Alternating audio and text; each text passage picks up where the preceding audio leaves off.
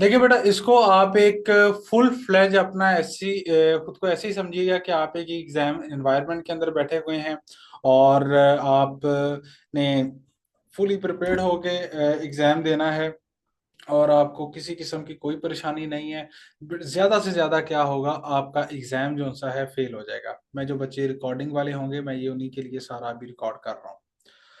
तो जब आप एग्जाम के अंदर आ चुके हो, आपके पास अब बाहर जाने का कोई रास्ता नहीं है। सीट के ऊपर आप बैठे हो और आपने अपना बेस्ट देना है, इतना आपको पता होना चाहिए। अब जब आप अपना बेस्ट देने के ऊपर आए हो तो चलें इसको शुरू करते हैं। और ये टोटल 2 आवर्स हैं हमारे हमारे पास।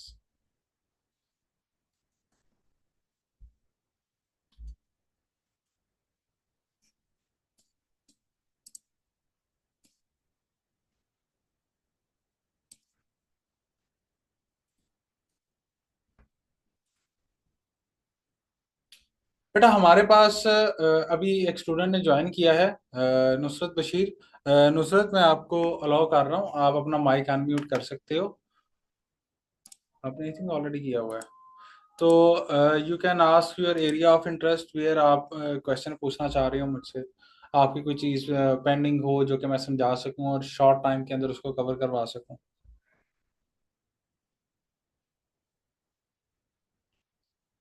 Nusrat Bashir, are you hearing मी?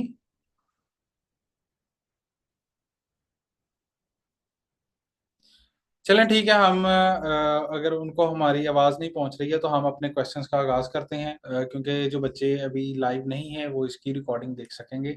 और मे बी आई होपफुल के बच्चों के लिए ये सेशन जो है हेल्पफुल हो। बेटा अभी जो मेरे पास टाइम है, मैं टाइम भी साथ साथ सेट कर लेता हूँ। राइट नाउ मेरे पास 3:18 है। तो मेरे पास आपके टाइम है कि मैं 5:18 तक इस पूरे के पूरे मॉक को सॉल्व करूं। ये फुल फ्लैज एक मॉक है, फुल फ्लैज एक एग्जाम लाइक क्वेश्चन है। तो इसको सॉल्व करने के लिए मेरे पास 2 आ रहे हैं और देखिएगा हम बहुत ही अच्छे तरीके से और बहुत ही कॉम्प्रिहेंसिव तरीके से इसको सॉल्व करेंगे। बेटा first of all, which of the following में बी अ कॉस्ट सेंटर? सबसे पहले ये सोचेंगे कॉस्ट सेंटर होता क्या है। कॉस्ट सेंटर वो जगह होती है जिधर कॉस्ट इंकर हो रही होती है। तो कॉस्ट किधर, तो देखते हैं जी कॉस्ट किस, लाइक वो कोई डिपार्टमेंट है तो one of the hotel owned by a layer company, the accountancy department in the business, the direct material cost to a product and total depreciation expense of the business. जी अहमद रजा भाई, आप थोड़ा सा इसको एक्सप्लेन करेंगे? हम्म। आपको मैंने अभी बताया कि कॉस्ट सेंटर एक वो चीज है जिधर कॉस्ट इंकर हो रही है कंपनी की। तो इसमें से आपको कौन सा कॉस्ट सेंटर लग रहा है जिधर कोई डिपार्टमेंट वाली आपको फीलिंग आ रही हो, जिस स्पेशली जिसके अंदर।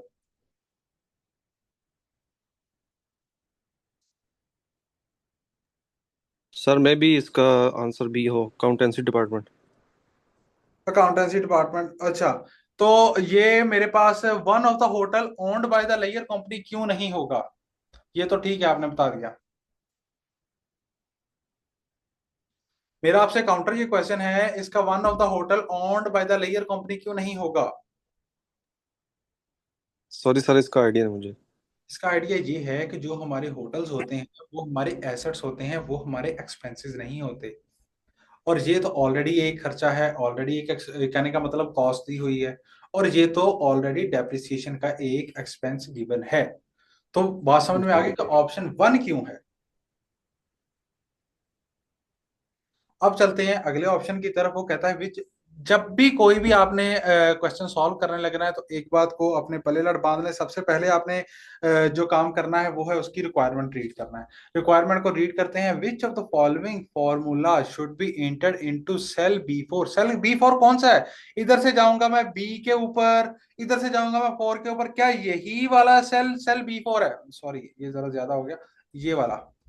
अच्छा, तो इसके ऊपर मैंने कोई ना कोई फॉर्मूला लगना है। Which use to fill the command, which use fill command to make sure that the correct formula is use from cell C4 to G4।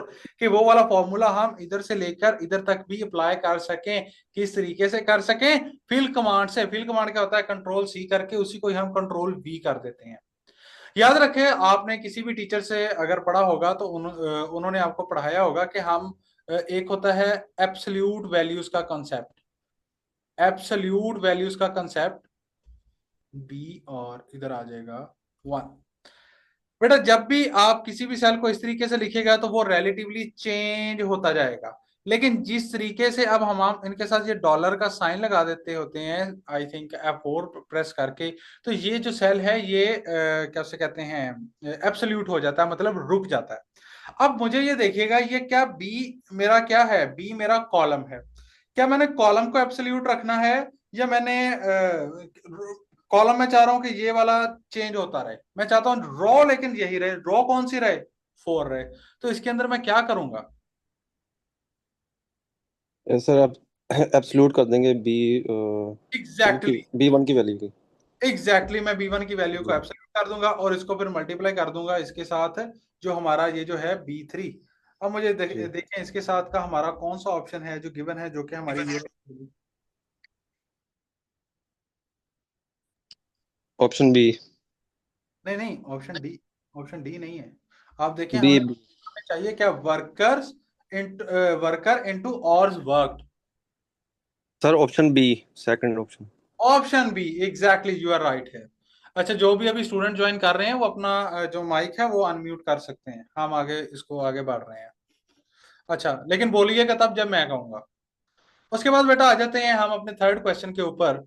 वो कहता है what amount was included in the closing work in process for the conversion cost. Conversion cost के लिए हमने बताना है closing stock की value.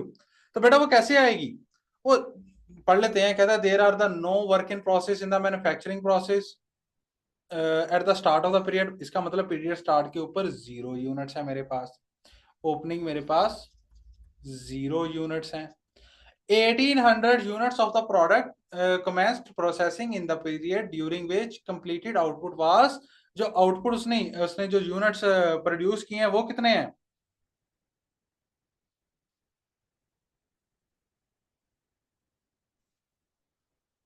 बेटा मुझे आवाज नहीं आ रही। सर 16,100 नहीं, ये हैं आउटपुट के यूनिट्स हैं। आउटपुट। आउटपुट का मतलब ये सेल हो गई है। जो प्रोडक्शन है वो ठीक। ये 1800 क्या है, ये 18,000 क्या है? ठीक है। अब इसके अंदर मैं अगर क्लोजिंग स्टॉक फाइंड करना चाहूं कि मेरे पास आज की इन्वेंट्री के अंदर या वर्क इन प्रोसेस के अंदर जो कैसे कहते हैं, जो एंड के ऊपर जो नई यूनिट्स कंप्लीट हुए हैं वो कितने हैं, तो बेटा सिंपली मैं करूंगा 18,000 माइनस 16,100। तो ये कितने यूनिट्स आ जाएंगे, जरा कैलकुलेट करके बताइएगा।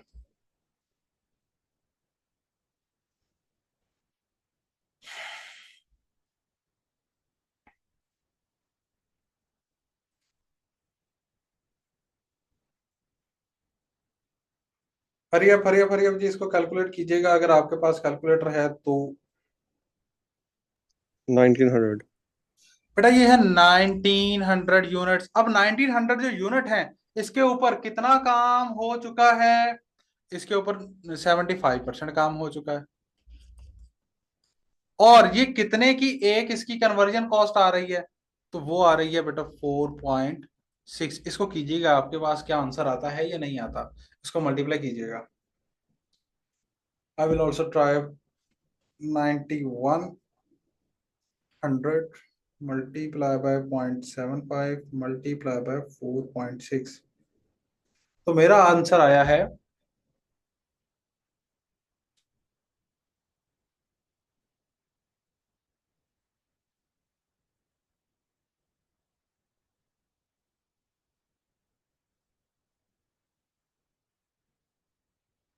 जी अहमद, आपने कैलकुलेट किया है? जी सर, फर्स्ट ऑप्शन है 65,155। चलें, बेहतरीन हो। नेक्स्ट चलते हैं। Which of the following statement is true?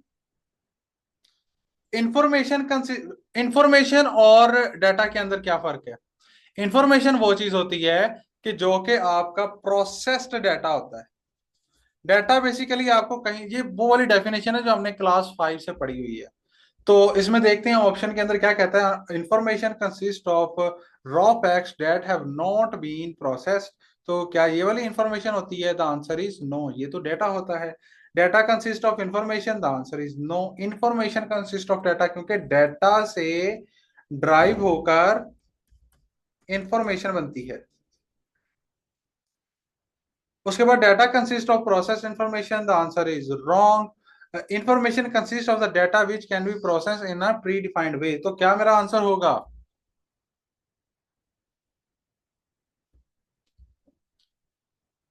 क्या आंसर होगा जी, बताइएगा। 3 पार्टिसिपेंट्स हैं हमारे पास।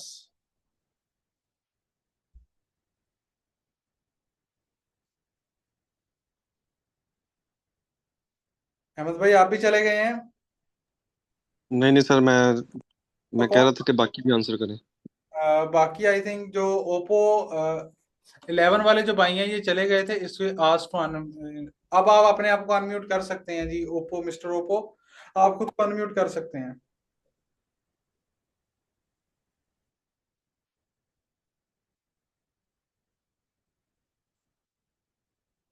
यार प्लीज आंसर दें, हम फिर आगे बढ़े, अगला क्वेश्चन करें। अभी तक 4 क्वेश्चन किए हैं और हमारा टाइम बहुत गुजरता जा रहा है।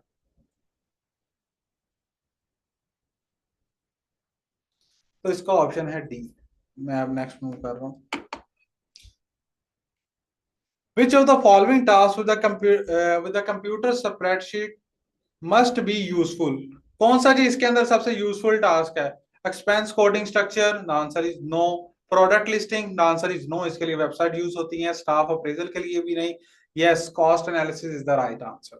अगर आपने इसको पढ़ा होगा, अगर आप MA1 से ही बिलोंग करते होंगे तो आपको पता होगा कि ये कॉस्ट एनालिसिस हम बाय यूजिंग क्या से कहते हैं, स्प्रेडशीट करते हैं। उसके बाद जी इससे नेक्स्ट आ जाए कि using LIFO inventory pricing method what is the total cost of issue on day 8?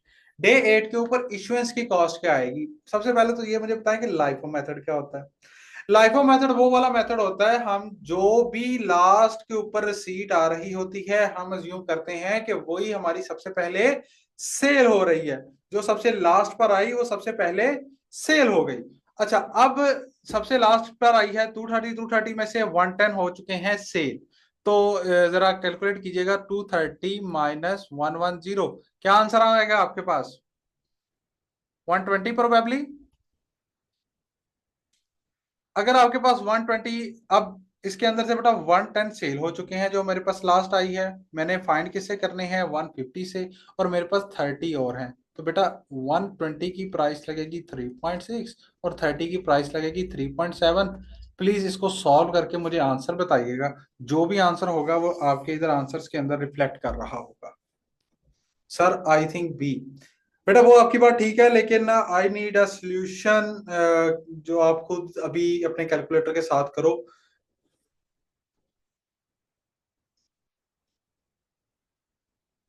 Ahmad भाई आप तो करेंगे ना? जी सर जी। हाँ जी हाँ जी करें फिर। आज जरा आपको हम इसके थोड़ा सा इंट्रोडक्शन दे ही देते हैं।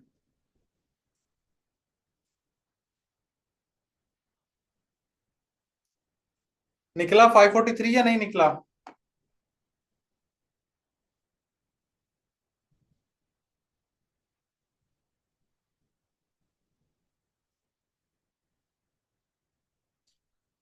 ठीक है जी, मैं थोड़ा सा आगे बढ़ रहा हूँ। आप अपने आंसर जो से हैं वो देते रहिएगा वक्तन फवक्तन, जिस जैसे आपका दिल करे। कहता है using absorption costing what is the total production cost per unit of product x? बेटा किसी भी प्रोडक्ट की कॉस्ट हम कैसे निकालते हैं? The answer is direct material, direct labour, और उसके बाद उसके अंदर जो भी फैक्ट्री ओवरहेड्स होते हैं, अब्सॉर्ब फैक्ट्री ओवरहेड्स, वो हम ऐड कर देते हैं। अब इस क्वेश्चन को पढ़ते हैं। कहता है product X, product X is the manufactured by Y and Co. Y and Co एक कंपनी है जो कि प्रोडक्ट एक्स मैन्युफैक्चर कर रही है। डायरेक्ट मटेरियल की कॉस्ट उसने दी हुई है और उसने प्राइम कॉस्ट भी दी हुई है। अब मुझे बताएं कि क्या प्राइम कॉस्ट जो सी होती है वो डायरेक्ट मटेरियल से मिलके बनी हुई होती है? आप लोगों ने चैप्टर पढ़ा हुआ है बेटा, इन दोनों को मिलाकर कह रहे होते हैं हम प्राइम कॉस्ट।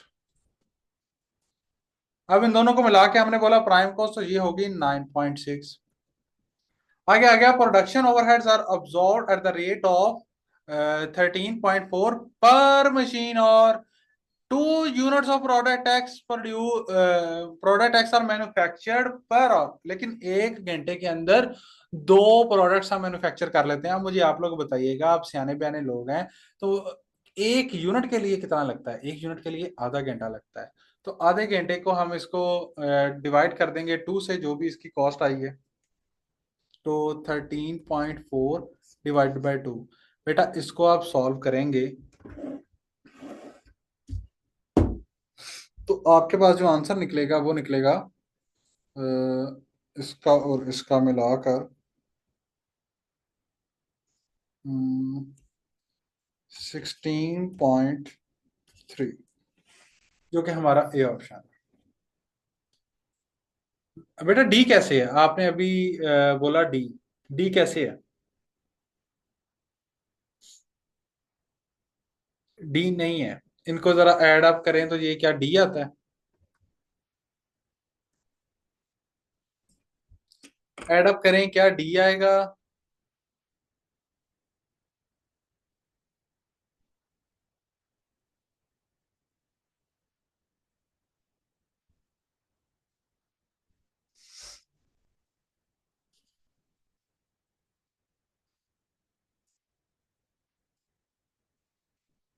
बेटा इन दोनों को ऐड अप करके बताएं, क्या डी आएगा?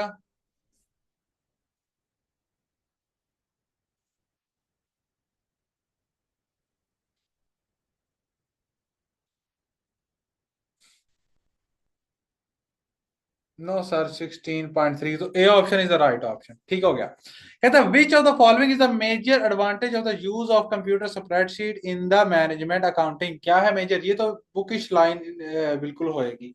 कहता है formulas are consistent in that they are usually appear as the numbers. The answer is no. They can be printed and the hard copies. But a major advantage, this is not the major advantage, they can be used to record the cost coding structure. The answer is no. What if analysis can be carried out easily and quickly? Yes, हम उसके अंदर देख सकते हैं। ये आपकी अगर आपने कोई भी किसी किस्म के नोट्स पढ़े होंगे तो ये आपकी बिल्कुल बुकिश सी लाइन है। अब आ जाते हैं थोड़ा सा और आगे। और आगे आते हैं तो product X requires how many kgs of raw material need to purchase to satisfy the above requirements? कितने केजीज चाहिए? Product X require 1.8 kg of raw material per finish unit. The material has a weight loss of 10% in the preparation. 10% जो सा है वो normal loss हो रहा है। For the manufacture inventory of the material is currently 420 KG but need to increase to 500 kg, 2000 units of the product X are to be manufactured। बेटा इतने units हमने मैन्युफैक्चर करने हैं, इतनी क्वांटिटी हमारे पास ऑलरेडी अवेलेबल है और हम उसको बाद में उसको इधर तक लेके जा सकते हैं।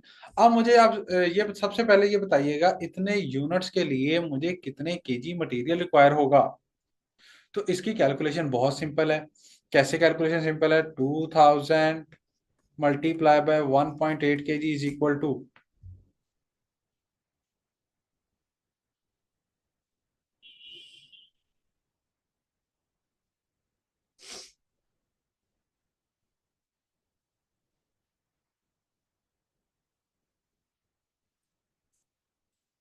3600। अब बेटा जी 3600 कितने परसेंट है? तो 3600 बेटा मेरे पास 90% है, क्योंकि 10% तो वेट लॉस हो जाता है।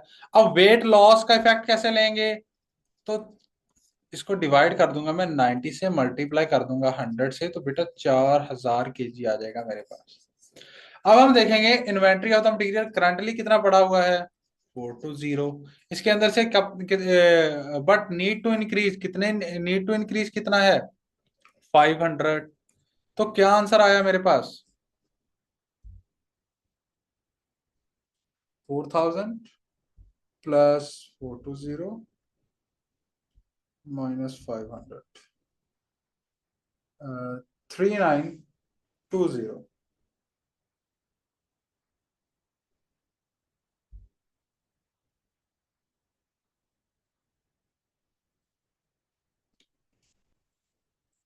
उसके बाद क्या है जी, at the end of the period the percentage of the completion of the work in process in a continuous manufacturing process was over estimated. In what effect would correction of the error have on the cost per equivalent units and total cost of the output completed in the period?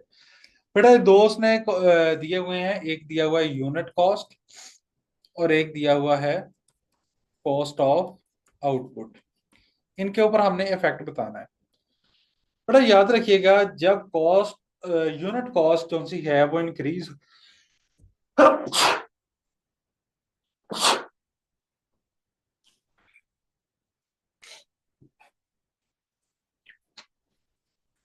I am sorry, जब unit cost जो सी है ये increase होगी तो hopefully हमारी cost of output units भी increase होगी. जब ये कम होगी तो ये भी कम ही होगी. अच्छा जी. उसके बाद वो कहता, अब इसमें देखते हैं कहता क्या है. कहता है at the end of the period the percent completion of work in process continue over estimated. Error हो गया है. एरर क्या हो गया है? What is the correction of error on the cost of the period there the cost of the output in the period. बेटा उसने क्या उसे कहते हैं, जो अपनी प्रोडक्शन की जो उसकी कॉस्ट है वो उसकी ज्यादा आ गई है. बेटा जब ये वाली कॉस्ट उसकी उसको error error on the cost per equivalent and the total cost of the output completed in the each period.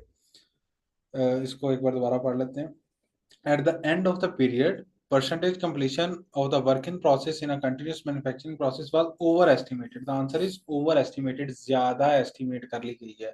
तो बेटा जब ज्यादा estimate कर ली गई है तो इसका error क्या है? तो error इसमें बेटा यही है कि यूनिट की कॉस्ट भी इंक्रीज होगी और जो इसका कॉस्ट ऑफ आउटपुट है वो भी इंक्रीज होगा. अच्छा, अब आ जाते हैं आ गए. What is the purpose of primary entry records. बेटा प्राइमरी एंट्री रिकॉर्ड्स वो वाले एंट्री रिकॉर्ड होते हैं जिधर सबसे पहले लिखी जा रही होती है कोई भी एंट्री. वो क्यों लिखी जाती है? वो इसलिए लिखी जा रही होती थी कि हम वो सारे का सारा हम ना हमारे लेजर के अंदर पुट इन कर दिया करते थे. कहता है assist in the preparation of trial balance. The answer is no. Prevent the unnecessary details in the answer is yes. Provide the check on the double entry. The answer is no. Provide a listed outstanding payment. The answer is no. बेटा ये graph एक उन्होंने दिया हुआ है. तो ये graph किस चीज का है हमें पता है. हमने जो पढ़ा हुआ है जो फिक्स कॉस्ट का ग्राफ होता है वो यूं होता है और उसके बाद अगर जो स्टेप फिक्स कॉस्ट का ग्राफ है वो जरा यूं यूं यूं यूं होता है और जो वेरिएबल कॉस्ट का है वो ऐसे होता है. अब ये टेढ़ा मेढ़ा सा ग्राफ है मेरे पास. अब ये जो टेढ़ा मेढ़ा सा ग्राफ है इसको हम कह देंगे ये है सेमी वेरिएबल कॉस्ट का ग्राफ. आगे आ जाए. कहता है a production operative is paid 11 per hour for a basic 35 or for a basic 35 और वीक 30. बेटा उसने 35 घंटे काम करना है किसके अंदर? एक वीक के अंदर. और उसको कितना पे किया जाएगा? $11 पे किए जाएंगे. Overtime is paid at 40% over the basic rate. अगर उसे कोई एडिशनल काम करवाया जाएगा तो उसको उसका 40% एक्स्ट्रा मतलब 11 मल्टीप्लाई बाय 40% अगर हम करें तो कितनी अमाउंट आती है? 11 मल्टीप्लाई बाय 0.4. Answer is 4.4. तो बेटा मुझे टोटली कितना पे करना पड़ेगा एक्स्ट्रा टाइम का? 11 प्लस 4.4. तो ये कितने हो गए? 15.4. ये बेटा मुझे उसको एक्स्ट्रा पे करना पड़ रहा है. कहता है द ऑपरेटिव वर्क. उसने बेटा कितना काम किया? 38 hours in a week 9. Income tax deducted. इतना इनकम टैक्स आया. The benefit contribution payment work. कैसे उसको बेटा सैलरी कैसे मिली है? एक तो उसको बेटा मिली 40 उसको डॉलर मिली है और 10% ऑफ द ग्रॉस पे. अच्छा, अब उसने कहा है जी नेट पे निकालो. नेट पे कैसे निकालते हैं? नेट पे निकालने का क्या तरीका है? नेट पे निकालने का ये तरीका है. सबसे पहले बेटा हमारे पास आ जाती है ग्रॉस पे और उसके बाद आ जाती हैं डिडक्शंस. तो ग्रॉस पे कितना है बेटा? 35 मल्टीप्लाई बाय 11 करोगे तो कितना आ जाएगा?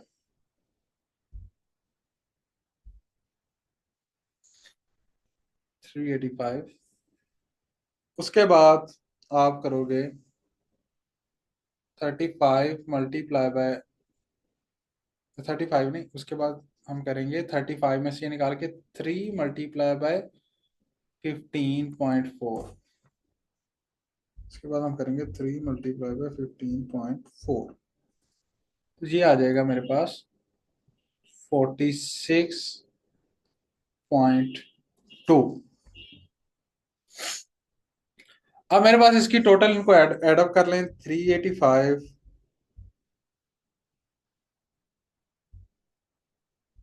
प्लस 46.2,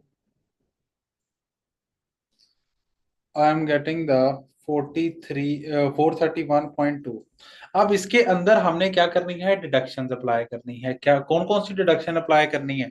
एक तो बेटा इसके अंदर हम डिडक्शन अप्लाई करेंगे 76 की, और इसके अंदर 10% ऑफ द ग्रॉस पे की डिडक्शन। ये दो डिडक्शन अप्लाई करें जो सी हम इसके अंदर अप्लाई करेंगे। तो एक आ जाएगा बेटा मल्टीप्लाई बाय 43 की एक डिडक्शन आ जाएगी, और एक 43.12 की आ जाएगी, 76.4 की आ जाएगी। तो टोटल आ जाएगा 43.12 प्लस 76.4, तो ये मेरे पास आ जाएगा 119.52। तो बेटा इधर आ जाएगा 431.2, इसके अंदर से लेस कर देंगे 119.52, और इसके अंदर हम एड अप कर देंगे, इसके अंदर नहीं, एड अप क्या करना है, इसको इससे लेस कर देना है। तो बेटा ये मेरे पास B is the right answer, जो कि मेरे पास इसका आंसर निकल आया है। वेयर द एम्प्लॉयर, हाँ बहुत अच्छी बात है। एम्प्लॉयर का जो कंट्रीब्यूशन होता है वो ये आपने कभी प्रोविडेंट फंड वगैरह देखा होगा। प्रोविडेंट फंड के अंदर क्या करते हैं, एक एम्प्लॉय कंट्रीब्यूट कर रहा होता है और एक एम्प्लॉयर कंट्रीब्यूट कर रहा होता है। तो 431 के अंदर जो सा है, हमने इसको हमने इससे जो हमारा कंट्रीब्यूशन है वो लेस कर देना है, जो हमारी तरफ से पेमेंट गई है। वो जब प्रोविडेंट फंड हमें रिसीव हो रहा होता है, वो एंट्री तब की होती है, हमारी तरफ से जो कंट्रीब्यूशन है वो हमने ये लेस कर दिया।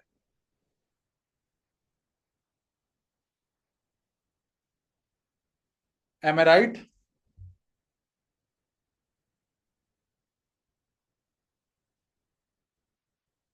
अच्छा जी, गॉट इट सर। थोड़ा सा आगे चले जाते हैं। अच्छा ये ठीक हो गया। अब जी आ जाएं, what were the equivalent units of the production in the period. Equivalent unit का कंसेप्ट जो सा है वो क्या होता है बेटा? इक्विवेलेंट यूनिट्स वो वाले यूनिट्स होते हैं हमारी, हम देख रहे होते हैं हमारी जो किसी भी पीरियड के अंदर प्रोडक्शन कितनी हुई और कितने यूनिट्स अभी तक प्रोड्यूस होने हैं, अबाउट टू प्रोड्यूस, को हम कहते हैं ये कि वर्क इन प्रोसेस के यूनिट्स हैं।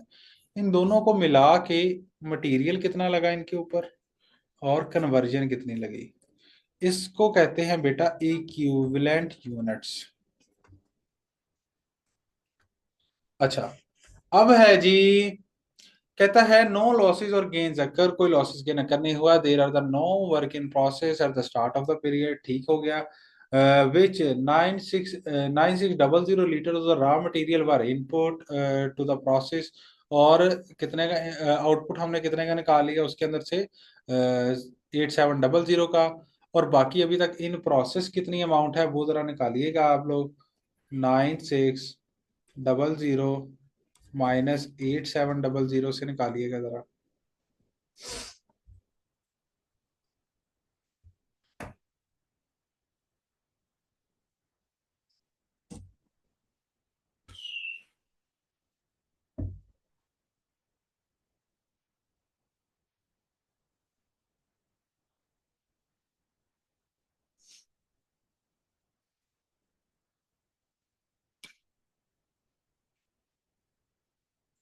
तो ये मेरे पास आ गया 900।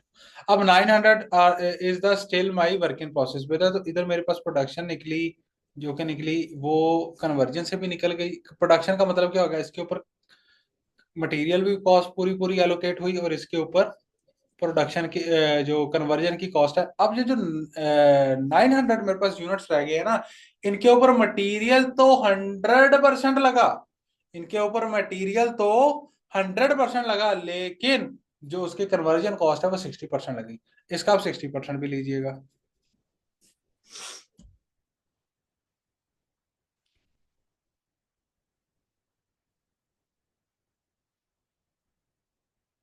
मेरे तक अभी तक आंसर नहीं आया, जल्दी कीजिएगा, शाबाश।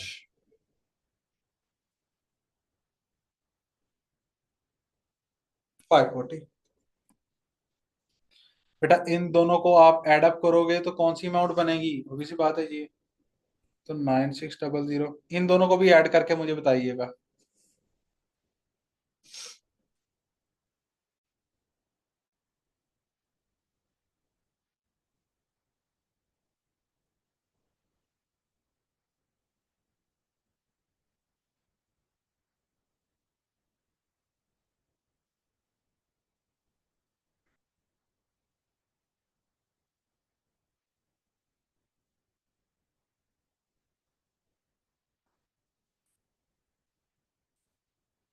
Nine two four zero. तो बेटा is this my answer? Got it?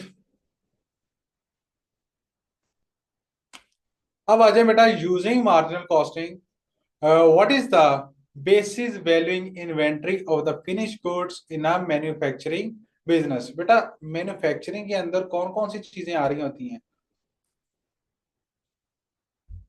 आपको, आपने लाइक पढ़ा नहीं हुआ है अहमद, आपको इस चीज का नहीं पता। इसके अंदर बेटा प्राइम कॉस्ट, इसमें direct material plus direct labour plus factory overheads plus FOH, इन दोनों को मिला के हम प्राइम कॉस्ट भी कह देते हैं। तो prime cost plus total variable production overhead is my answer. कहता है what is the time sheet used for. Time sheet को हम किस लिए यूज करते हैं? To calculate pay only, the answer is no. To charge the cost centres for the work done only, the answer is no. To record the attendance time, the answer is no. To calculate the pay, to charge the cost centers for the work done, the answer is yes। तो बेटा ये only की वजह से ये दोनों को हमने गलत कहा था। आगे बढ़ते हैं। Which of the following document is more will most help as a sale manager to monitor the effectiveness of sale team? ठीक है जी, सेल टीम के हवाले से आपने बताना है कि जो कि इफेक्टिवनेस ऑफ सेल टीम करे। कहता है a monthly report comprising sale targets with the actual results, answer is yes. यही तो होता है सेल, सेल के लिए तो यही, आगे वाले पढ़ लेते हैं एक बार, उसमें क्या लिखा हो। कहता है सेल डिपार्टमेंट ऑर्गेनाइजेशन चार्ट, बेटा उससे क्या लेना देना उसकी इफेक्टिवनेस का। जितने ज्यादा सेल वाले बंदे होंगे उतनी अच्छी बात है कि उतना ज्यादा बिजनेस आएगा कंपनी के अंदर। A monthly report analysing the reason for the customer complaints, the completion of the appraisal interview, the answer is no, A is the right option. हाँ जी, एसेट टर्नओवर रेशियो क्या होती है, इसको हम कैसे कैलकुलेट करते हैं? बेटा जिस चीज को भी टर्न करना है, एसेट को टर्न करना है, एसेट को बेस में रख लो। कितना है एसेट का मतलब, इधर हमें क्या गिवन है? Capital employed. और हमारे पास टर्नओवर कितना है? टर्नओवर कहते हैं सेल्स को, द आंसर इज 50,000। तो बेटा ये मेरे पास कितना बना? सॉरी, ये जीरो कटेगा। The answer is 51552। बेटा ये बन गया 0.5। आगे आ जाए। कहता है a spreadsheet shows the company statement of the profit loss for the coming period. ठीक है जी, प्रॉफिट लॉस बताना है। Which of the following of the formula is the correct for calculating the value of E8। E8 जो कोई cell है, कौन सा बनता है E और इधर से 8, इसकी मुझे वैल्यू कैलकुलेट करके बतानी है। वो मैं कैसे करूंगा? बेटा E8 क्या चीज है? प्रॉफिट है। तो प्रॉफिट में सारे ही ये टोटल, और इधर से कह रहा है ये टोटल है, तो सारे प्रॉफिट्स का टोटल है, इसका मतलब ये है। The answer is yes. बेटा इसका मतलब ये है, तो मैंने क्या करना है, इधर वाले सारों का प्लस कर लूंगा। तो इसमें देखूंगा मेरे पास कौन सा ऐसा फॉर्मूला है जो इसका है। The answer is E4। बेटा E4 to E7 ये किस चीज का टोटल है? ये भी तो देखो ना, ये शेयर रेवेन्यू है, ये वेरिएबल यूनिट्स है, ये कंट्रीब्यूशन है, ये फिक्स कॉस्ट है। अब अब कहने का मतलब ये है, इससे अगर 19 से ये लेस हो रहा हो और ये लेस हो रहा हो, फिर तो मैं मान लूं कि आपने लाइक इधर कोई लगाया। अब मैंने क्या करना है, इधर प्रॉफिट्स का टोटल लेके आना है। प्रॉफिट्स का टोटल कैसे आएगा?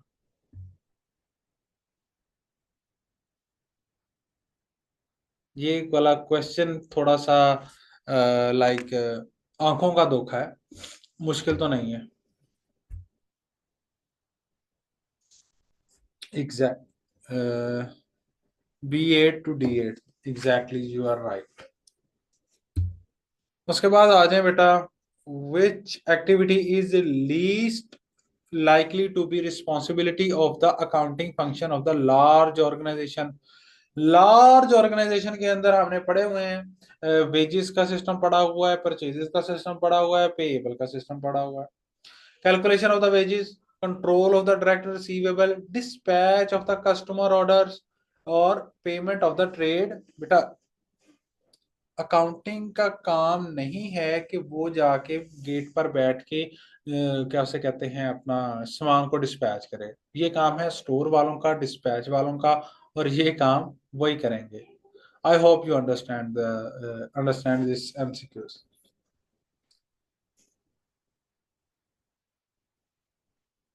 जल्दी से यस लिख दे अगर यस है तो।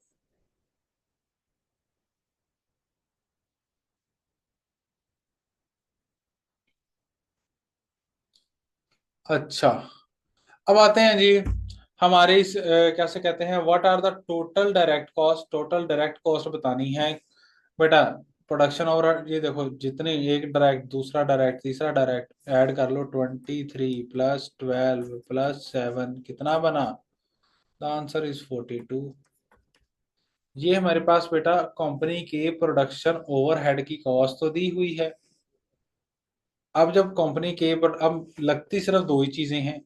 कहने का मतलब ये है बेटा, हमें 124,700 डिवाइडेड बाय 58 मल्टीप्लाई बाय 42। समझ आया या नहीं आया? इसको जरा कैलकुलेट कीजिएगा। Whatever you calculate that will be our answer. जी हम हमें एक न्यू पार्टिसिपेंट ने भी ज्वाइन किया, और अहमद रजा भाई आप भी आ गए हैं दोबारा। आप खुद को अनम्यूट कर सकते हैं जी, जो भी न्यू पार्टिसिपेंट है। सबसे पहले तो आप अपना नाम बताएं, और उसके बाद आप खुद को अनम्यूट कर सकते हो और अपना जो भी कोई क्वेश्चन है या एरिया ऑफ इंटरेस्ट है वो पूछ सकते हो। अहमद भाई आप मुझे ये कैलकुलेट करके बता रहे हैं, मैं आपका वेट कर रहा हूँ।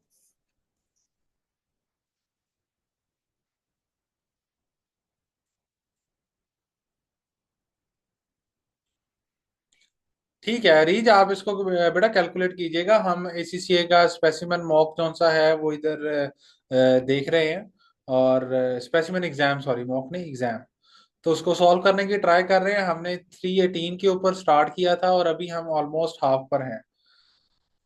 90300। लो जी, D is my answer. Got it.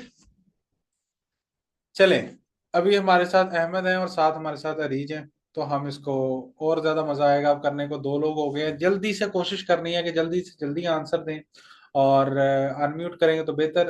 अभी बल्कि ना कीजिएगा, शोर आएगा। दो लोग हैं आप लोग। What is the net profit margin? Net profit margin कैसे कैलकुलेट किया जाता है बेटा? मैंने आपको डिवाइडेड बाय सेल्स ऊपर नेट प्रॉफिट।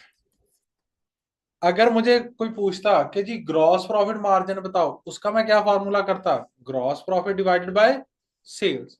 ये बड़ा सिंपल सा फॉर्मूला है। तो क्या है हमारे इधर बेटा जी? हमारे इधर है 50 डिवाइडेड बाय 1 लाख। एक जीरो कैंसिल होगा इसके साथ, 51552। ये भी आपको कहने का मतलब सिखाने की जरूरत थी। What is the effect of using brackets in the spreadsheet formula? बेटा इसका क्या इफेक्ट होता है, ये आप लोगों ने ऑलरेडी पढ़ा हुआ है। ये डिट्टो उसकी है। अहमद भाई ये आपने भी अगर कोई काम वगैरह कर रहे होंगे तो उसके अंदर आपको भी आपने भी देखा होगा इसको अपनी डेली लाइफ के अंदर, कि जी हम ब्रैकेट्स क्यों यूज करते हैं स्प्रेडशीट के फॉर्मूला में।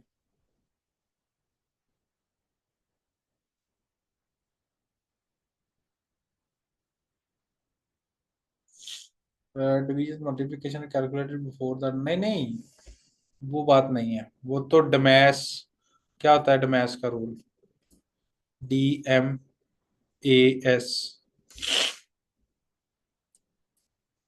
ये तो इसी रूल के साथ जो सी ये कैलकुलेट हो रही होती हैं।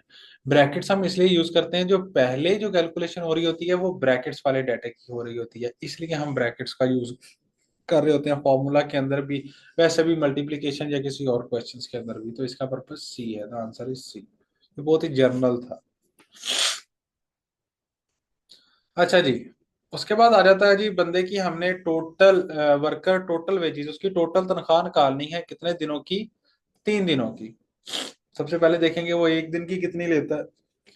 कहता है differential piece of work payment scheme applies to the direct workers in a production cost centre subjected to the guaranteed minimum wage. एक दिन की कम से कम कितनी वेज देनी है? 50,000। अच्छा, एक दिन की कम से कम 50,000 देखनी है, लेकिन अप टू 100 यूनिट्स अगर वो काम करेगा तो उसको देनी है 0.5 पर यूनिट, और अगर इससे ज्यादा काम करेगा तो ये वाली पे देनी है। हम देखेंगे फिर उसने काम कितना किया, ये वो पीस वर्क से लिंक्ड है। अगर आपने पढ़ा होगा तो उसके अंदर पीस वर्क का एक कॉन्सेप्ट है MA1 के अंदर। अच्छा, तो ये बेटा हो जाएगा डे वन के ऊपर 100 multiply by 0.5, the answer is 50। उसके बाद अब 90 मल्टीप्लाई बाय 0.5 है। इधर तो इस 50 से कम ही वैल्यू आएगी, इतना तो मुझे भी पता है और आपको भी पता है, लेकिन हमने उसको मिनिमम वेज देनी है। कम से कम वेज उसको देनी है, कितनी देनी है? 50। 50 से कम उसको पैसे हम नहीं दे सकते। ये डे वन के अंदर भी उसको हमने 50 दे दिए, डे टू के अंदर भी 50 दे दिए, और डे थ्री में अगर आ जाए अगर हम, तो वो हम उसको कितने देंगे? बेटा 110 यूनिट्स मल्टीप्लाई बाय 0.5 कितने आएंगे? ये जरा कैलकुलेट कीजिएगा प्लीज, ये कैलकुलेट करके बताइएगा।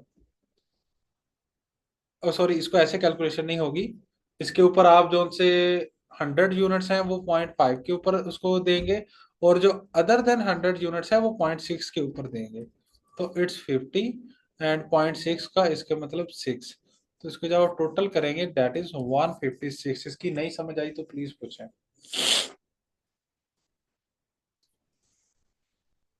Hurry up hurry up hurry up hurry up hurry up. Done sir, got it, चलें, जबरदस्त जी। देखिए ये पेपर जो सा है ना, ये बहुत आसान सा पेपर है, कॉमन सेंस का पेपर है, इसके अंदर आई डोंट थिंक सो कि आप लोगों को इतनी परेशान होने की जरूरत है। What are the purpose of organisation chart? क्या बेटा पर्पस होता है ऑर्गेनाइजेशन चार्ट का? ऑर्गेनाइजेशन चार्ट सबसे पहले बताएं होते क्या हैं। चैप्टर 1 है ये आप लोगों का, उसके अंदर सबसे पहले वो बता रहा होता है जी, ये बोर्ड ऑफ डायरेक्टर्स हैं, बोर्ड ऑफ डायरेक्टर्स हैं, बोर्ड ऑफ डायरेक्टर्स। अब उनकी फिर स्प्लिटिंग की होती है डिफरेंट डिपार्टमेंट्स के अंदर। ये होता है बेटा organisation chart. To demonstrate the formal relationship and the communication flows, to demonstrate the filing and coding system, to map each department and function is located, to set out the production schedule for the period.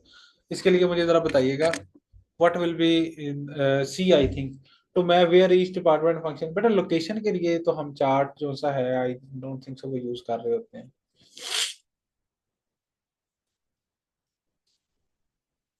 जी रीज, आप भी इसको सोचिएगा थोड़ा सा।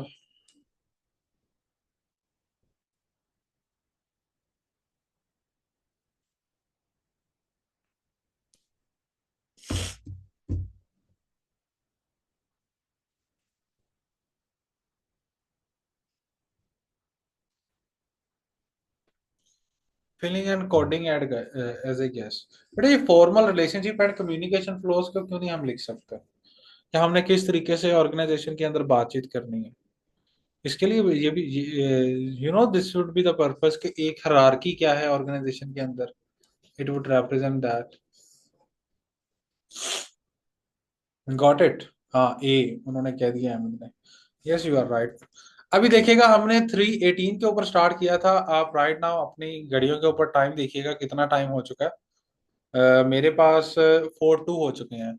कितनी आसानी से और कितनी तसल्ली से किया है, और हमने हाफ जो सा है एग्जाम वो कर दिया है, फिर भी हमारे पास 20 मिनट का टाइम एम्पल बच चुका है, जो कि बहुत ज्यादा टाइम है। तो इस एग्जाम को करने के लिए आपके पास बहुत ज्यादा टाइम होगा। अब आगे बढ़ते हैं, आगे थोड़ा सा और देखते हैं।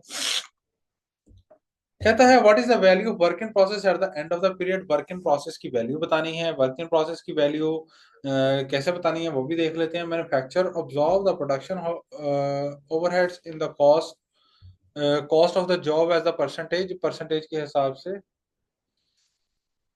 Of the actual direct labour cost. Two jobs were, वो दो जॉब कर रहे, job one job two. Opening work in process job one के अंदर था, जॉब टू के अंदर नहीं था। Direct materials in the period और डायरेक्ट लेबर, इतनी पीरियड लेबर इंट्रोड्यूस की गई और इतना वो दूसरा किया गया। डायरेक्ट बेटा इन सब का बेसिकली आपने पर्पस क्या, आपने निकालना क्या है, आपने बेटा इक्विवेलेंट यूनिट्स निकालने हैं। तो ये वाले, sir how can I score 90% in MA1 exam practice and the source. बेटा कैप्लन की किट कर लो। कैप्लन की किट करने के बाद आप जो कैप्लन के एंड के ऊपर मॉक हो रहे होते हैं उसको देख लो, और उसके बाद आप स्पेसिमैन एग्जाम सॉल्व कर लो, similar case with BPP। And I hope ये बेस्ट चीज है बेटा, 90% आप स्कोर कर जाएंगे is just applying by this. आपके पास बहुत ही, इसका वो कहने का मतलब ये है कि टाइम आपके पास बहुत है। और कोशिश कीजिएगा आंखें खुली रख के कीजिएगा। अभी क्वेश्चन एक दो और आगे आएंगे, वो आप जब कर रहे होंगे तो आपको भी पता नहीं चलेगा कि क्या से कहते हैं, जो भी आपने लाइक अभी क्वेश्चन किया तो आपने कहने मेरी तरफ से तो ये क्वेश्चन ठीक है, लेकिन अनफॉर्चुनेटली वो क्वेश्चन ठीक नहीं होगा। तो रिक्वायरमेंट्स को ध्यान से आपने पढ़ना है। जरा इस क्वेश्चन को सॉल्व कीजिएगा प्लीज।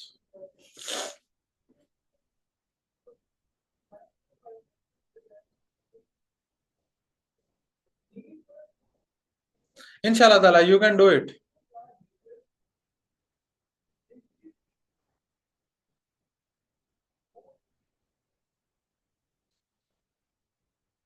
ये जरा इन दोनों की कैलकुलेशन करके प्लीज मुझे बताइएगा।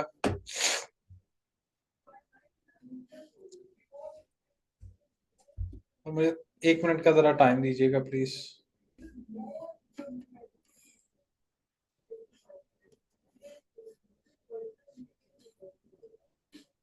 जी बेटा, आई होप कि आपने इसको किया होगा। इसको एक बार दोबारा रीड कर लेते हैं। A manufacturer absorb the production overheads in the jobs as the percentage of the actual direct labour cost. बेटा वो उसको ये बेटा उसका ना बेसिकली क्या चीज़ है, ये क्या है, ये प्रोडक्शन ओवरहेड है।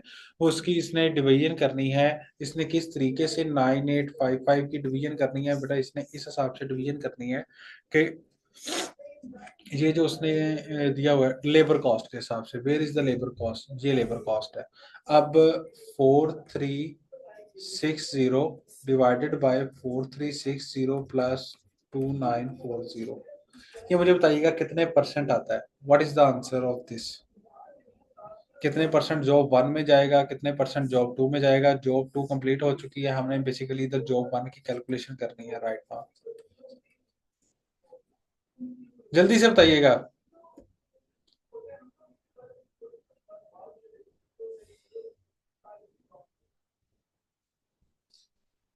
4360 डिवाइडेड बाय 4360 प्लस 2940, बेटा ये 60% बनता है अप्रोक्सीमेटली।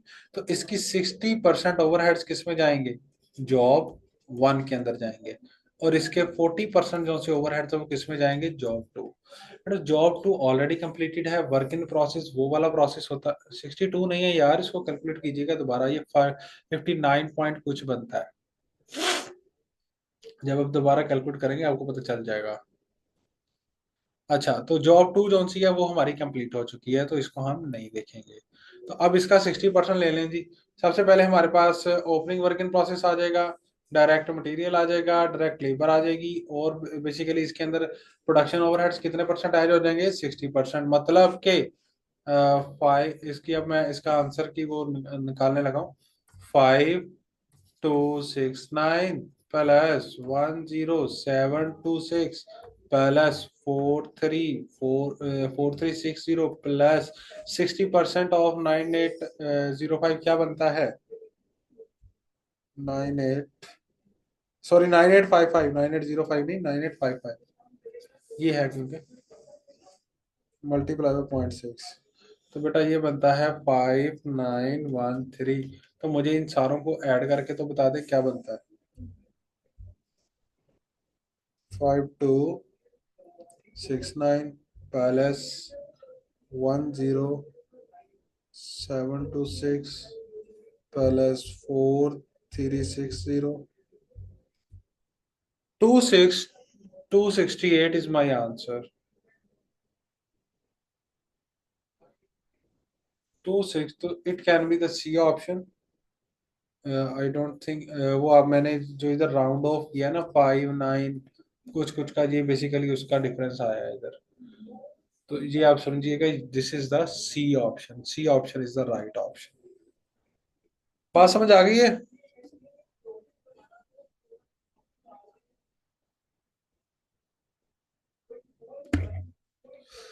अच्छा जी। अब बेसिकली उसने अब हमसे क्वेश्चन ये पूछा है, क्वेश्चन 27 के अंदर, कि a management accountant wishes to present the following separate information in a chart। वो बेसिकली तीन चार किस्म की इंफॉर्मेशन है, वो एक चार्ट के अंदर प्रेजेंट करना चाह रहा है। डायरेक्ट कॉस्ट की इंफॉर्मेशन है, प्रोडक्शन ओवरहेड्स की इंफॉर्मेशन है, नॉन प्रोडक्शन की इंफॉर्मेशन है। इसके लिए कह रहा है वो कौन सा चार्ट जो है वो ज्यादा सूटेबल रहेगा। सबसे पहले जो चार्ट हमें बताया जाता है वो है जी स्कैटर डायग्राम। स्कैटर डायग्राम कौन सी होती है? वो बेसिकली इस तरीके का चार्ट होता है और उसके ऊपर you you you you dots लगे होते हैं। उसके बाद कहता है लाइन ग्राफ। लाइन ग्राफ इसका मतलब डायरेक्ट कॉस्ट की एक अलग लाइन होगी, प्रोडक्शन ओवरहेड्स की एक अलग लाइन होगी, नॉन की एक अलग लाइन होगी। तो बेटा इस तरीके को जो डाटा को प्रेजेंट किया जाता है वो किया जाता है स्टैक्ड और कंपाउंड बार चार्ट्स के, जिसके अंदर क्यों हमने इसके अंदर बेसिकली कंपैरिजन देखने होते हैं फैक्ट्री 1 फैक्ट्री 2। तो डायरेक्ट इसके अंदर हम बेसिकली जब हम निकाल रहे होंगे तो इधर हम लिखेंगे फैक्ट्री 1 और इसका एक कंपैरिजन लगाएंगे कि ये एक डायरेक्ट कॉस्ट का है, साथ में बेसिकली इसकी हम कलरिंग कर लेंगे। तो this would be the best option. तो ऑप्शन इज सी। उसके बाद आ जाओ फॉलोइंग इनडायरेक्ट, सबसे पहले ये पढ़ना है, what is the total indirect cost apportion to the cost centre B in the period if the floor space as the basis of apportion. बेटा हमने थोड़ी देर पहले क्वेश्चन किया था जिसके अंदर अपोर्शनमेंट की बेसिस क्या थी बेटा, उसके अंदर अपोर्शनमेंट की बेसिस थी ये वाली डायरेक्ट लेबर कॉस्ट। तो हमने इस तरीके से उसको अपोर्शन किया था। अब इसकी थोड़ी सी इसी चीज की एप्लीकेशन है, थोड़ी सी चेंजिंग आएगी। वो चेंजिंग कैसे इसके अंदर आएगी? अब आएगा बेटा हमने स्क्वायर मीटर के हिसाब से पोर्शन करना है। तो बेटा कॉस्ट सेंटर बी को कितना वो लगेगा, सबसे पहले तो बगैर किसी देर के इन दोनों को ऐड कर लो, क्योंकि इन्हीं दोनों को हमने डिस्ट्रीब्यूट करना है। कि कैसे डिस्ट्रीब्यूट करना है बेटा, टोटल एरिया कितना है 20,000, 20 में से कॉस्ट सेंटर बी का एरिया कितना है 12,000, इसको मल्टीप्लाई हम कर देंगे किसके साथ, इन दोनों को ऐड करेंगे तो बेटा ये बन जाएगा 105। तो जल्दी से मुझे बताइएगा कि ये कितना आंसर आया। अगर नहीं समझ आया तो भी बताइएगा, अगर आंसर आ गया है तो भी बताइएगा।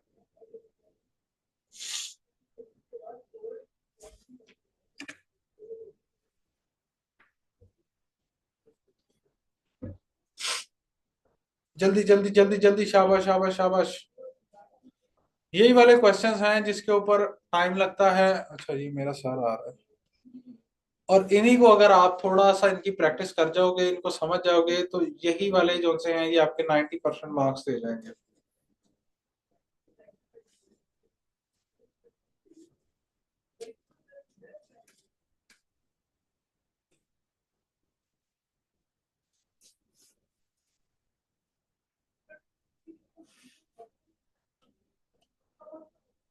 Sir exam available, is this exam बेटा ये कैप्टन की बुक के अंदर अवेलेबल है।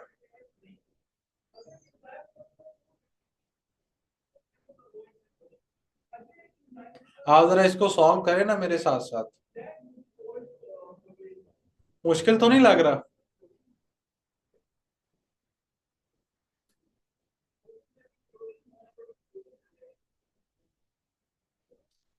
आई होप और मैं उम्मीद करता हूं कि ये बहुत इजी एग्जाम है। Just you have just use your common sense, nothing else.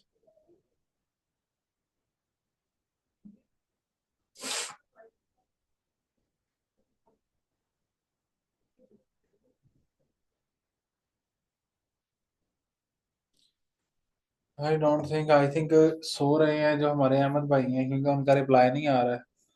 अच्छा जी। कहता है you have been asked write a report outlining the qualities of the good information. बेटा गुड इंफॉर्मेशन कैसी होनी चाहिए? एक्यूरेट, एक्यूरेट वाला क्राइटेरिया याद है? I have not done some chapters yet. I'm studying preparation from today so far and take and have taken lectures. बेटा बहुत देर कर रहे हैं आप। कैप्लन की किट एटलीस्ट पूरी सॉल्व कीजिएगा। 200 एमसीक्यूज हैं इसके अंदर, उसको सारे को सॉल्व कीजिएगा। ये वाला काइंडली जरा थोड़ा सा बताएं कि अच्छी रिपोर्ट की कैरेक्टरिस्टिक जो बेटा एक्यूरेट में फॉल नहीं करती वो कौन सी है। ये वाला तो आपने पढ़ा होगा ना, ये तो स्टार्टिंग का चैप्टर है।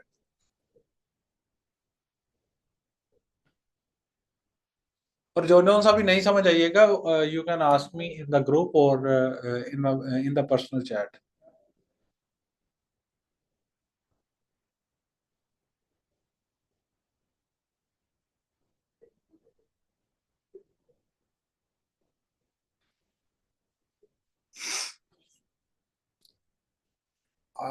आई थिंक राइट नाउ अगर हम नो बेटा सी नहीं है, इंफॉर्मेशन शुड बी अंडरस्टैंडेबल। ये तो इसकी रिपोर्ट की कैरेक्टरिस्टिक्स है। मुझे वो बताना है कि जो कि बेटा बी भी नहीं है, this information should be communicated bye appropriate channel. तो अप्रोप्रिएट चैनल ही तो होनी चाहिए। जो भी इंफॉर्मेशन लेनी है उसके लिए को पीछे ठोस सबूत होने चाहिए। यही तो एक्यूरेट हमें सिखाता है। डी, बिल्कुल डी है, क्योंकि एवरीवन को नहीं होना चाहिए। वोट उसी के लिए होनी चाहिए जिसके लिए, जिसको हम दे रहे हैं। शाबाश। तो आपकी जब पार्टिसिपेशन आती है ना तो मुझे और ज्यादा अच्छा लगता है, क्योंकि मैं इधर इसलिए नहीं बैठा कि मैं बताऊं कि इसका ये राइट ऑप्शन है। मैं इधर इसलिए बैठा हूं, मैं इसका ये बताऊं कि इसका ये वाला ऑप्शन क्यों नहीं बनता। और वही आपके लिए मेरे ख्याल से ज्यादा सूटेबल है। कहता है जी इंटरलॉकिंग। इंटरलॉकिंग सिस्टम क्या होता है? इंटरलॉकिंग सिस्टम बेटा वही पुराना सिस्टम है। इसकी जरा एंट्री हमें बताएं। What would be the entry of issuance of indirect material cost? ये मैंने वैसे आज ही लेक्चर रिकॉर्ड करवाया है। तो बेटा इनडायरेक्ट की जो इश्यूएंस होती है वो इसके अंदर डेबिट किधर हो रही होती है?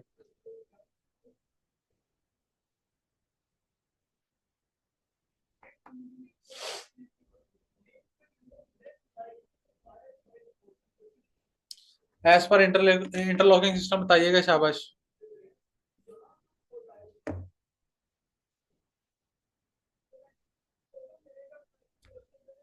डी, डी बिल्कुल जी, D. You are the right. ये प्रोडक्शन ओवरहेड के अंदर जा रही होती है। एग्जैक्टली एग्जैक्टली जी, एग्जैक्टली बिल्कुल। अहमद आपने पढ़ा जरूर हुआ है।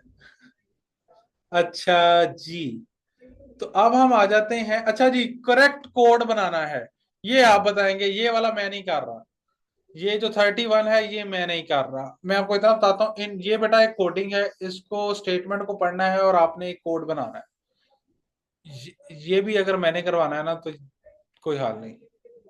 Okay nice. आप फिर मुझे मैसेज कीजिएगा, देन और भी इसके ऊपर डिटेल से बात करते हैं। मेरा भी ये एरिया ऑफ इंटरेस्ट है।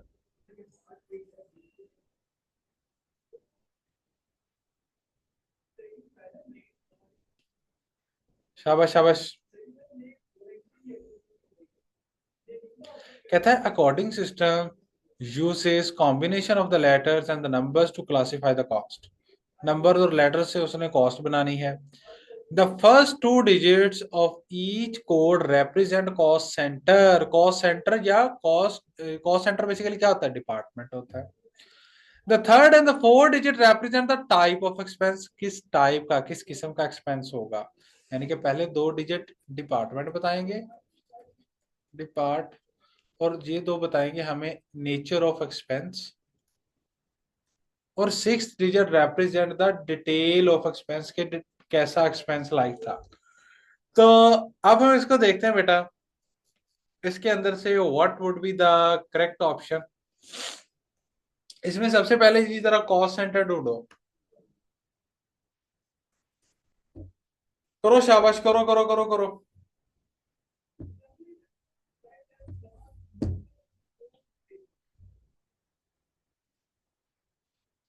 B, yes, you are right. B क्यों? नहीं नहीं, you are not right, B is not the right option, sorry बेटा। एक्सपेंस ने किधर आना है? एक्सपेंस का कोड क्या है?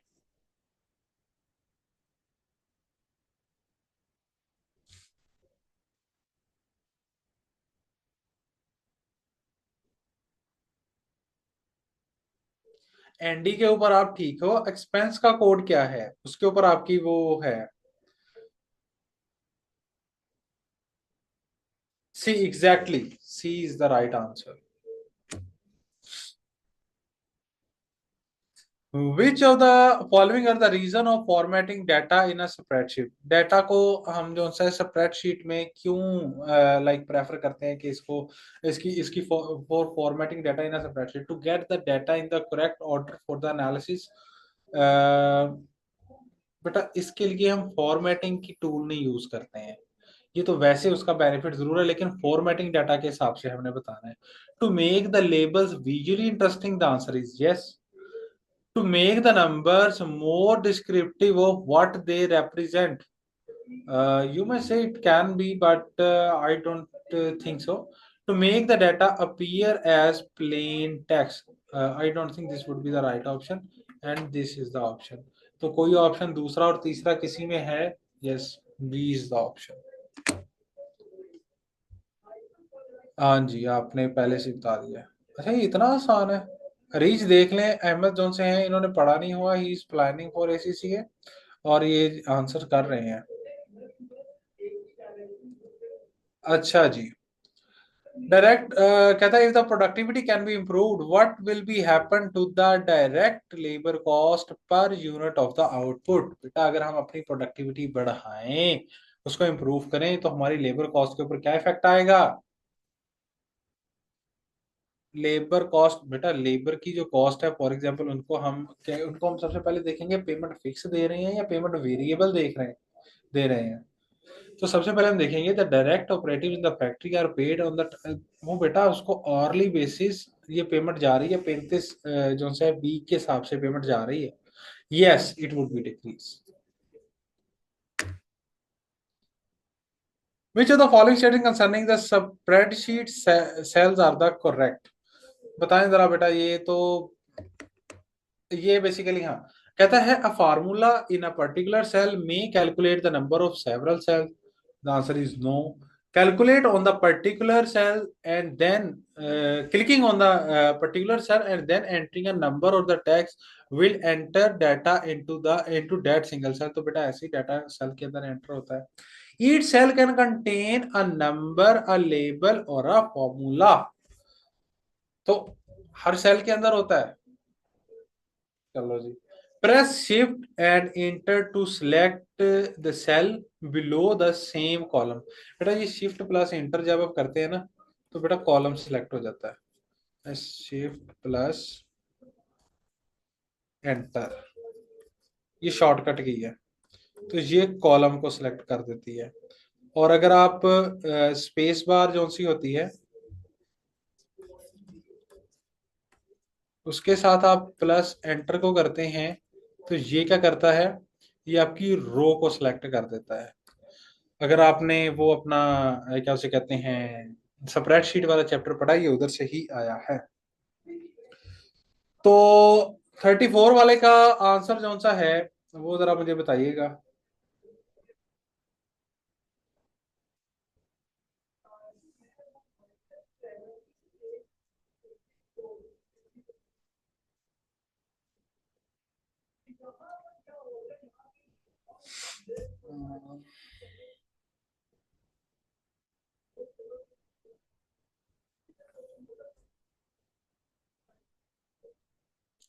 The answer would be C. ठीक है, वो आपकी बात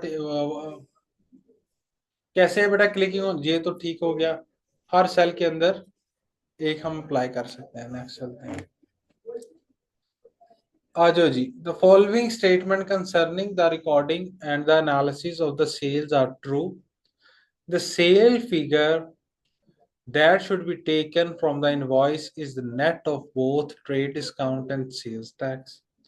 Sales may be analyzed in a number of different ways for the management accounting purposes.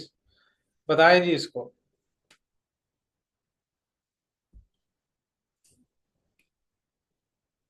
I think it's both A and B. If not, then 2 is the correct.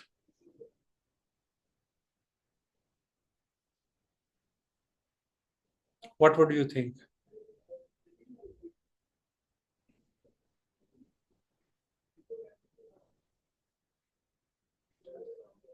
शाबाश शाबाश शाबाश। To, no, to to नहीं है बेटा, इसके अंदर 1 B correct है। Cell figure बेटा कैसे ली जाती है? सेल इनवॉइस के ऊपर। सेल फिगर किधर से ली जाती है? सेल इनवॉइस के ऊपर, net of both trade discount and sale tax, तो यही होता है बेटा। आप, हाँ जी, both. Both is the right option.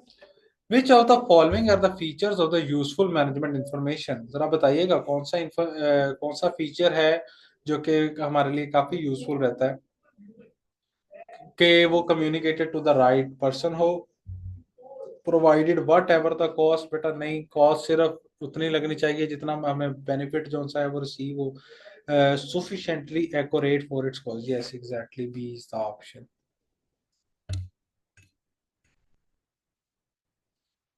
अब आ गए बेटा, which item would most likely to be treated as an indirect cost by a furniture manufacture? Furniture manufacture की इनडायरेक्ट कॉस्ट कौन सी होगी? ठीक है, fabric to cover the seat for a chair, metal used for the legs of the chair, staples to fix the fabric to the seat of the, बेटा staples कहते हैं वो जो नेल्स जिसके साथ वो लगा रहा होता है, स्टेपलर की वो जो चीजें होती हैं। वुड यूज्ड, बेटा ये जो सी हैं ये सारी की सारी डायरेक्ट कॉस्ट है, this would be the indirect cost.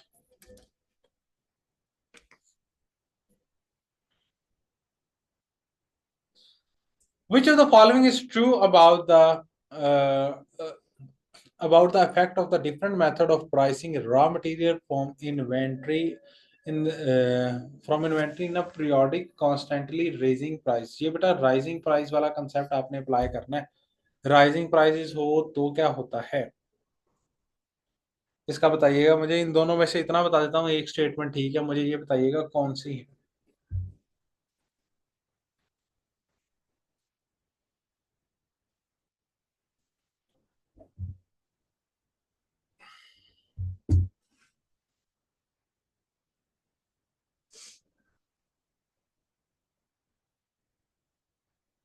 To, exactly, you are right.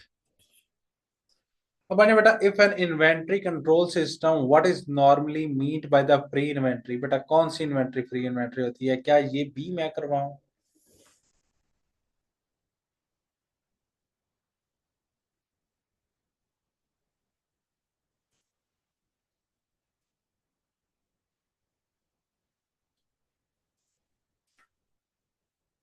Exactly exactly जी। अब बेटा मुझे ये बताइएगा, overhead cost directly to the cost centre is known as, उसको हम क्या कहते हैं?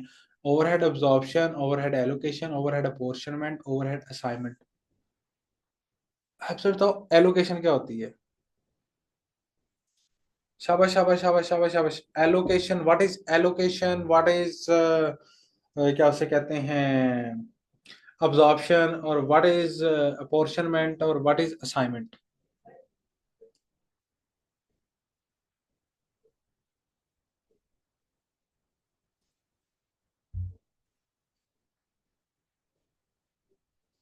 ज्यादातर जो आपने करा होगा कि कॉस्ट की सबसे पहले अपोर्शनमेंट होती है, कॉस्ट अपोर्शनमेंट एंड एलोकेशन, ये चीज पड़ी होगी, एंड एलोकेशन। बेटा इधर एलोकेशन आ रही होती है, जो डिपार्टमेंट वाइज हम कॉस्ट को एलोकेट कर रहे होते हैं, दैट इज द एलोकेशन। जो यूनिट वाइज फिर करेंगे, दैट इज द अपोर्शनमेंट। ये मटेरियल का टॉपिक है आपका। उसके बाद आएगा, विच of the following states the responsibility of the manager of the profit centre? Manager of the profit profit centre वाले के पास क्या क्या आता है, मुझे जरा बताइएगा, शाबाश। इसके पास बेटा रेवेन्यू भी आएगा और इसके पास कॉस्ट भी आएगी, कौन सा ऐसा ऑप्शन है? Option is C. Which of the following defines the cost classification? Classification का मतलब ही बेटा ग्रुपिंग है। The answer is A. अब इतने कहने का मतलब वो आई जा रहे हैं, मैं इतना टाइम लेकर कर रहा हूँ। दैट मीन्स ये जरा 43 वाला आप करें, शाबाश। और मुझे आंसर बताएं प्लीज।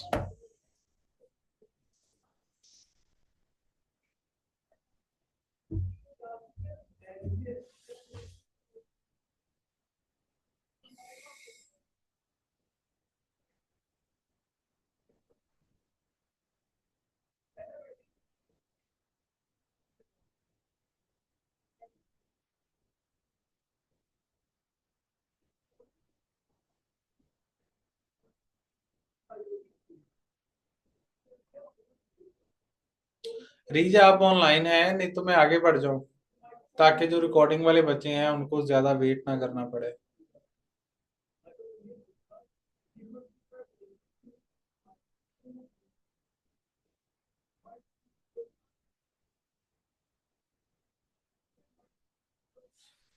चलें बेटा, इसका मैं पढ़ा देता हूँ। The entire page row and column is called work book. No,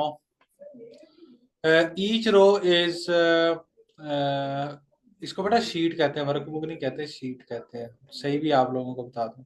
sir I don't have a spreadsheet. Oh my god. Each row is identified by letter. बेटा लेटर जो से होते हैं वो ऊपर लिखे होते हैं, तो रो नहीं, कॉलम जो सा है वो लेटर वो फाइंड करता है इसको, क्या से कहते हैं, हमारी रो को।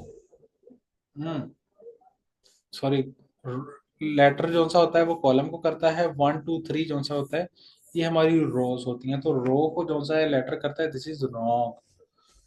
अच्छा, data is organized in rows and column. The answer is yes. उसके बाद क्या है? The interaction of the each row and the column define the cell. The answer is yes. तो कौन सा हुआ? 3 और 4, सी ऑप्शन। अब आ जाए जी। बेटा 2 मिनट के लिए वेट कीजिएगा।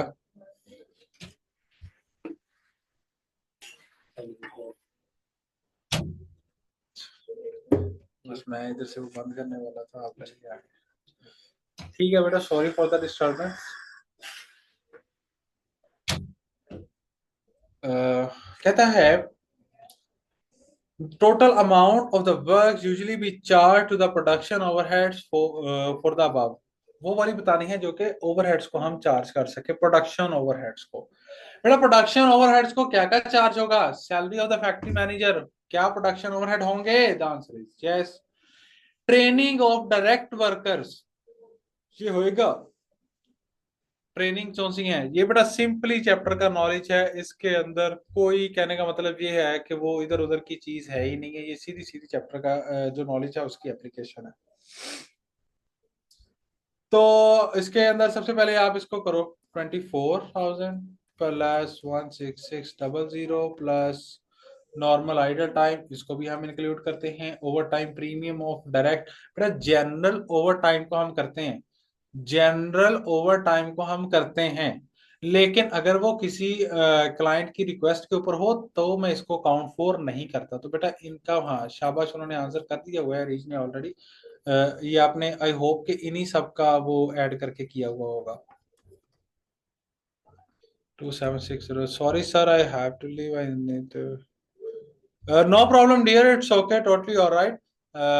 You may contact me personally. I will guide you, and I'll try my best to guide you for your future, inshallah ताला। कहता है which of the following are the feature of an efficient and effective coding system। चलें जी, अब वो आ गया है हमारे coding system के ऊपर। बड़ा कोडिंग सिस्टम हमारे के ऊपर क्या होता है? कोड जो सा होता है वो कोई ना कोई यूनिक कोड हो रहा होता है, उसको हम कोई ना कोई चीज असाइन कर सकते हैं। वो हायरार्कियल हो सकता है, पेस्टेड हो सकता है, वो ब्लॉक वाइज हो सकता है। इसको जरा पढ़े और शाबाश से मुझे आंसर बताएं।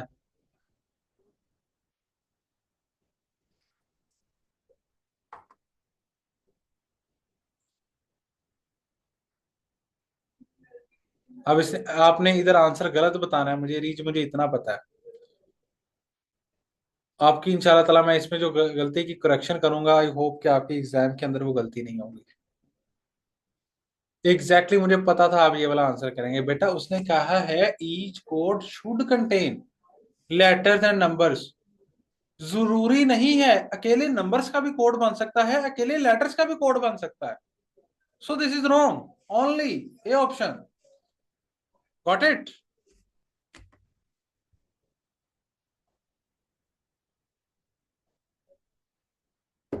गुड। आ जाए जी। Which of the following normally treated as a direct labour cost? कौन सी है जी? ये वही वाला एमसीक्यूज आ गया कि अगर मेरा ओवर टाइम डायरेक्ट लेबर का अगर कस्टमर की रिक्वेस्ट के ऊपर होगा तो मैं इसको क्या करूंगा कि ये मेरी डायरेक्ट कॉस्ट है। D, yes exactly. ये बड़ा ही फेवरेट क्वेश्चन है एग्जाम में आपका। अब आ जाए जी, what is the difference in, हाँ ये वाला वो क्वेश्चन है जिसको मैं कहूंगा दिस कैन बी। इसको आप सॉल्व करें और इस क्वेश्चन से आपके 90 मार्क्स आ सकते हैं if you will solve this question. D, आपने इसको ऑलरेडी किया हुआ है।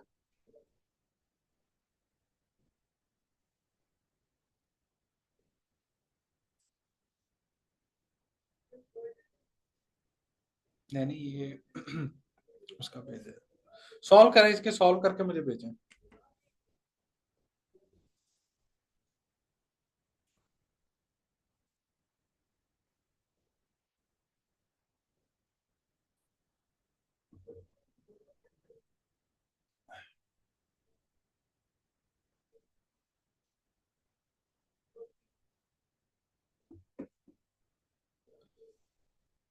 प्रॉफिट डिफरेंस बताना है, प्रॉफिट और मार्जिनल का। किस चीज का बेटा प्रॉफिट डिफरेंस होता है?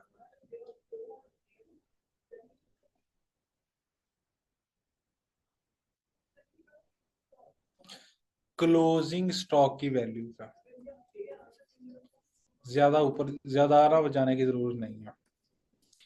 अच्छा, क्लोजिंग स्टॉक हो भी एक पीरियड के अंदर।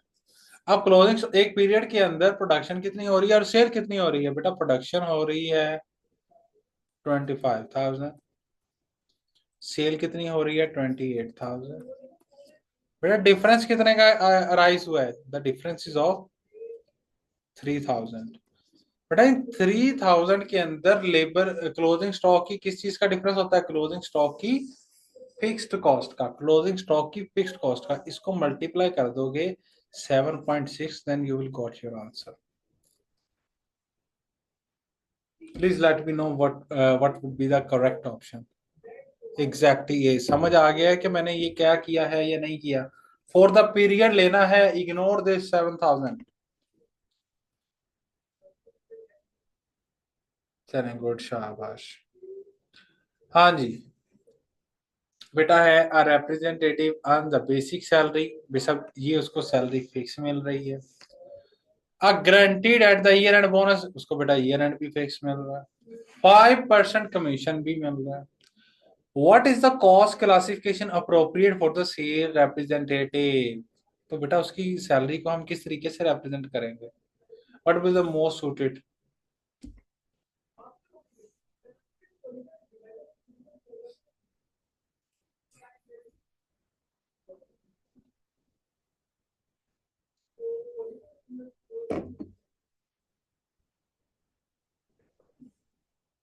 शाबाश शाबाश शाबाश, ट्राई करें, शाबाश। बहुत ही आसान है बेटा। फिक्स पार्ट भी है, वेरिएबल पार्ट भी है। Yes exactly, you are right. ये जरा 49 वाला क्वेश्चन जो सा है इसको जरा खुद करे और मुझे बताएं।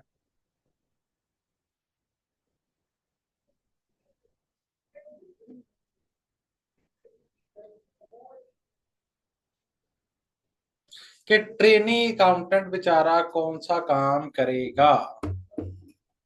ये वाला काम तो वो बिल्कुल नहीं कर सकता। एनालाइजिंग डिपार्टमेंट है, हाँ ये वाला काम कर सकता है बेटा। तो बेटा ये देखो, ये डिसीजन मेकिंग से है और ये एक वो जो क्लैरिकल टाइप वर्क है वो कर सकता है। Calculate the cost of raw material, ये भी वो कर सकता है। Calculating the wages for the employees on the special shift, ये भी कर सकता है। तो probably this would be the answer. हाँ जी। This is our last MCQs.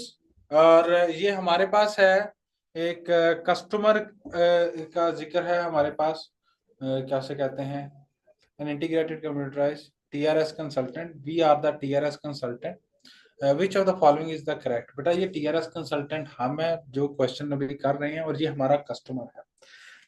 Customer को इतनी अमाउंट क्यों चार्ज करते हैं? Why we are charging some our customer? जब सेल होती है, कस्टमर को सेल होती है ना, तो क्या एंट्री हम पास ऑन करते हैं?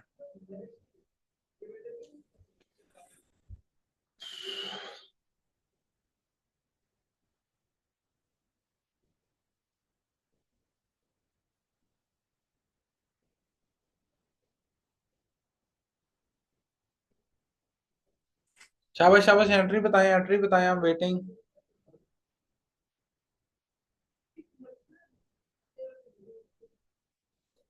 Exactly exactly। उससे बेटा कस्टमर से रिसीवेबल होता है, receivables, debit, sales, credit with the this amount.